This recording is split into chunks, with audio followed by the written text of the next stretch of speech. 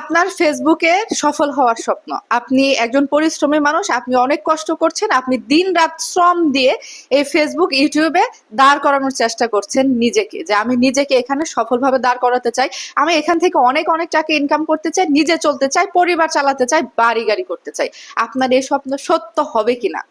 আপনি যে কষ্ট করছেন, এই যে এখনকার যে ক্রাইটেরিয়া দিয়েছে ফেসবুকের, যে ৩ লক্ষ ভিউজ পূরণ করলে আপনি মনিটাইজেশন পেয়ে যাবেন। অনেকে খুশির ঠেলায় লাফাতে লাফাতে আপলোড দিয়েছে, ভিডিও আপলোড দিয়েছে, পোস্ট আপলোড দিয়েছে, তাদের ৩ লক্ষ ভিউজ ডান, তারা খুব খুশি, কিন্তু তাদের মনিটাইজেশন আসতেছে না। একটা জিনিস খেয়াল করবেন যে ওখানে কিন্তু বলা আছে যে আগস্টের মধ্যে তারা ডিসিশন দিবে আপনি মনিটাইজেশন পাবেন কি পাবেন না। সেখানে আওয়ার পলিসি নামে একটা কথা উল্লেখ আছে। আওয়ার পলিসি মানে ফেসবুকের কিছু নিয়ম, গাইডলাইন্স, যে নিয়মগুলো মেনে অনেকে কাজ করছে, অনেকে কাজ করছে না।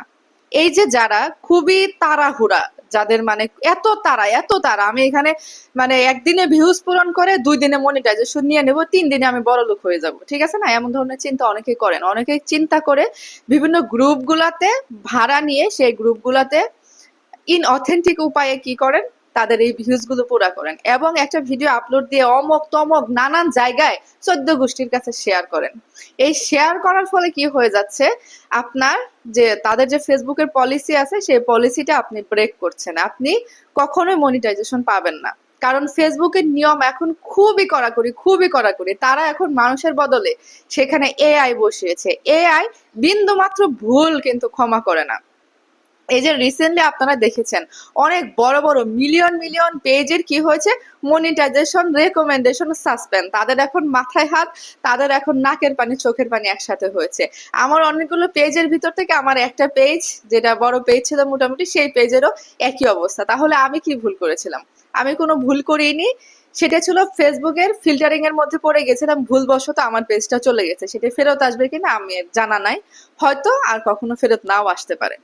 তো আপনারা ভুল করার আগে থেকে সচেতন হন। এই যে যারা খুশির ঠেলায় বিভিন্ন গ্রুপে শুধু ভিউজ বাড়াচ্ছেন, এটি দিয়ে আপনারা মনিটাইজেশন পাবেন না। আর যদি পানও, দেখা যাবে যে 2-1 মাস পরে আপনি পেজ যখন আরেকটু গ্রো করছেন, আরেকটু যখন ফলোয়ার বাড়ছে আপনার, আপনি যখন আরো বেশি সেখানে শ্রম দিয়েছেন, তারপর যখন সেই পেজটা আস্তে করে নিয়ে যাবে, তখন যে কি পরিমাণ কষ্ট লাগে রে ভাই। সেজন্যই বলি যে আপনার মধ্যে ট্যালেন্ট আছে। আপনি বললেন যে আপনার মধ্যে ট্যালেন্ট নাই, অবশ্যই আপনার মধ্যে ট্যালেন্ট আছে। আপনি যেটা পারেন সেটাই দেখান। আপনার মধ্যে যা আছে আপনি সেটাই তুলে ধরার চেষ্টা করেন।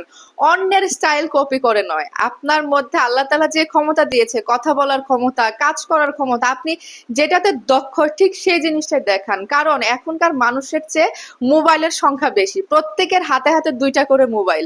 কোনো মানুষ ঘুমন্ত অবস্থায় ছাড়া, মোবাইল ছাড়া কিন্তু কেউ থাকে না, সামনে একটা মোবাইল নিয়েই থাকে।